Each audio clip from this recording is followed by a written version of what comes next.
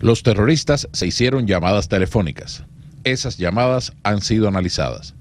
Recuperamos 2 de sus teléfonos celulares y analizamos sus mensajes de voz que contenían elementos que ayudaron en el análisis de inteligencia para poder establecer vínculos. Los contactos en esos teléfonos y las huellas dactilares encontradas en ellos fueron enviados a la base de datos y registro de la Autoridad Nacional. Incluso después de muertos los terroristas, uno de los teléfonos móviles seguían recibiendo llamadas, sin duda desde Afganistán. La investigación aún está abierta y en desarrollo. Bueno, y vuelve Peshawar a los titulares de la prensa mundial. Era el general pakistaní Asim Bajwa explicando cómo fue el ataque. Tenemos a 2 grandes conocedores de estos temas. Hugo Hacha, experto en asuntos de seguridad. Gracias, Hugo, por estar con nosotros. Y Andrés Otero, consultor de inteligencia e investigaciones de este tipo. Gracias, Andrés, por regresar al programa. Hugo, ¿reaparece el talibán en esa región de Peshawar? Bueno, reaparece después de un año, tal y como lo reflejó Fátima Bhutto en una columna que ha causado gran polémica en Pakistán. Recordemos, hace un año una masacre, 141 personas, 132 de ellos niños. En este caso, la oportuna reacción de algunos de los guardias de seguridad y la heroica actitud de algunos miembros del plantel docente que impide que la masacre alcance mayores proporciones. Se habla inicialmente de 19 víctimas, las estimativas hablan de que pueden llegar a ser 40.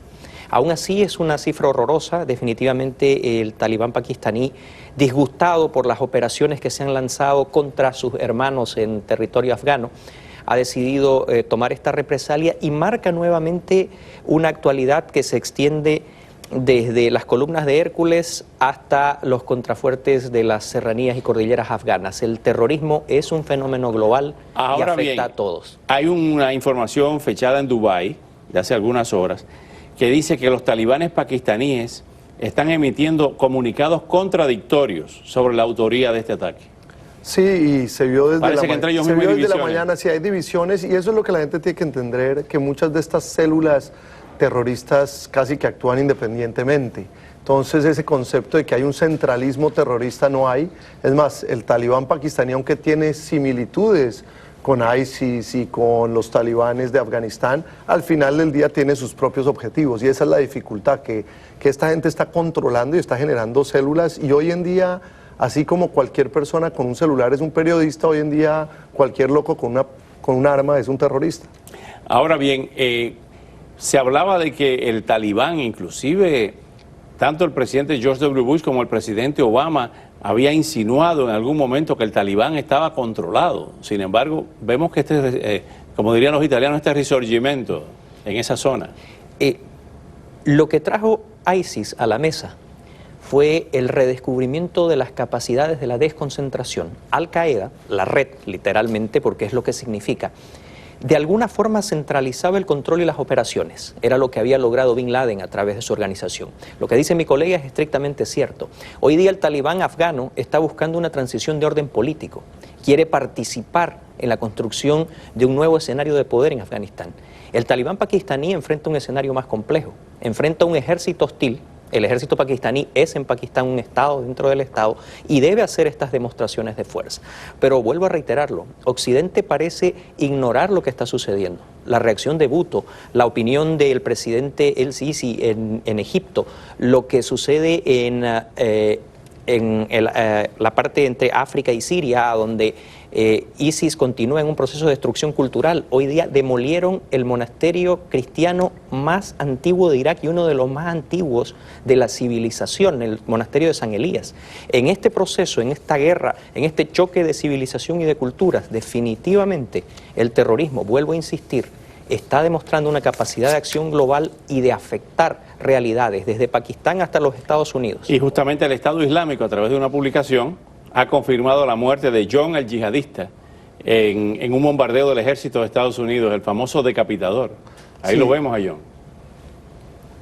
Sí, eso se confirmó también en los últimos días de un ataque en noviembre, al parecer por uno de los drones y donde cae muerto. ¿Qué efecto trae esto de inmediato? Yo creo que, pues, digamos, en lo inmediato es que puede haber retaliaciones, como se han visto ya algunas del mismo ISIS. Lo otro es que John el Yihadista era un simbolismo de una persona de Occidente que está apoyando un grupo terrorista islámico, y yo creo que la gran preocupación, y como lo decía mi colega, es que Occidente se preocupa cuando hay los ataques en París, los ataques en San Bernardino, pero estos ataques en muchos de estos países del sureste asiático, del Medio Oriente, son casi que habituales. Cada mes mueren 19, 30, 100 y pico de personas. ¿Qué objetivo tiene atacar una universidad? Estas son las imágenes que estamos viendo del ataque a la universidad, a personas inocentes. Vuelvo a reiterar, este es un conflicto de civilizaciones y de cultura. Una visión radical del Islam frente a una visión más secular del Islam. Fíjense de que los ataques en Peshawar, tanto el del año pasado como el de hoy día, agreden a la comunidad islámica que tiende a la secularización de la fe, a una visión mucho más propensa a la convivencia con otras denominaciones, con otra fe, con otras religiones.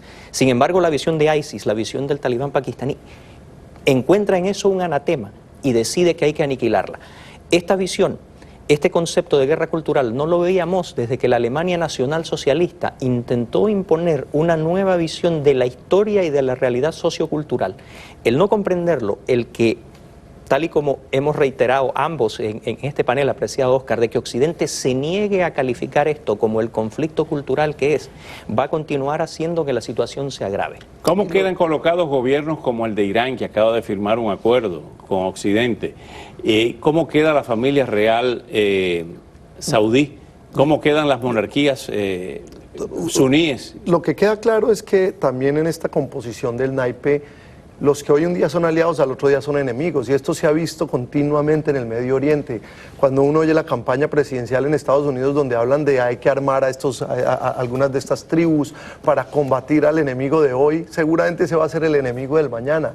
Y lo que queda claro es que estos terroristas cada día nos están pegando en cosas que nos afectan el día a día de nuestra vida: una universidad, un supermercado, un cine, un teatro, un restaurante. Ya no solamente es pegarle a las instituciones y al Estado mismo, sino nos están afectando la vida, y lo vivimos con los aviones hace poco más de 14 años, lo vamos a vivir ahora, que ya uno no se va a sentir tranquilo en ningún lado, ni yendo a comprar en el supermercado. ¡Qué horror! ¿Se ha atomizado el movimiento terrorista en el mundo? Yo creo que se ha versatilizado, y lo más grave, que también lo hemos mencionado aquí, los últimos ataques en Yakarta, los últimos ataques ahora en Peshawar, los ataques anteriores, hablan de la liquidación del musulmán moderado, y eso es gravísimo. ¡Qué horror! Gracias por venir.